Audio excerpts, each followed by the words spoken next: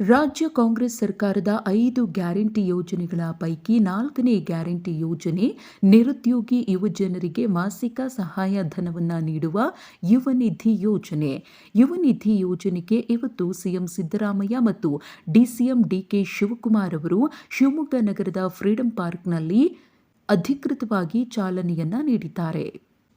ಹಾಗಿದ್ರೆ ಏನಿದು ಯುವ ನಿಧಿ ಯೋಜನೆ ಅನ್ನೋದನ್ನು ನೋಡುವುದಾದರೆ, ರಾಜ್ಯದ ಪದವೀಧರರಿಗೆ ಮಾಸಿಕ 3,000 ರೂಪಾಯಿ ಮತ್ತು ಡಿಪ್ಲೊಮೊ ಪಡೆದವರಿಗೆ ಮಾಸಿಕ 1,500 ರೂಪಾಯಿಯನ್ನು ಸರ್ಕಾರ ಕೊಡಲಿದೆ.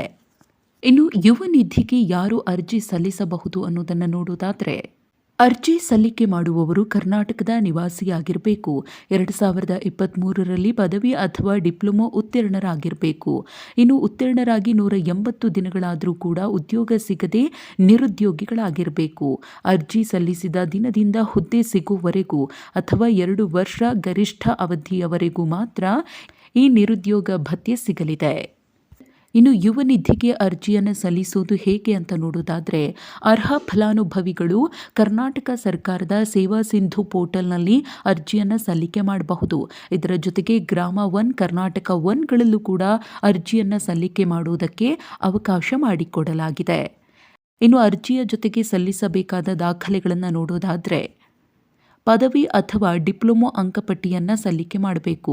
SSLC ಅಥವಾ PUC ಅಂಕಪಟ್ಟಿ, ಪದವಿ ಪ್ರಮಾಣಪತ್ರ ಇರಬೇಕು. ಇದರ ಜೊತೆಗೆ Aadhaar card, bank account number, ration card ಅಗತ್ಯವಾಗಿರುತ್ತೆ.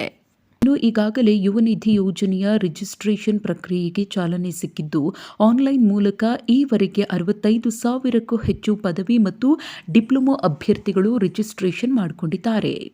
ಇನ್ನು ಯುವ ನಿಧಿಗೆ ಸಂಬಂಧಪಟ್ಟಂತೆ ಎಷ್ಟು ಮಂದಿ ಫಲಾನುಭವಿಗಳಿದ್ದಾರೆ ರಾಜ್ಯದಲ್ಲಿ ಅನ್ನೋದನ್ನು ನೋಡೋದಾದರೆ, ಯುವ ನಿಧಿ ಫಲಾನುಭವಿಗಳ ಸಂಖ್ಯೆ 5.29 ಲಕ್ಷ ಇದ್ದು, ಅರ್ಹ ಪದವೀಧರರು 4.81 ಲಕ್ಷ ಮಂದಿ ಇದ್ದಾರೆ.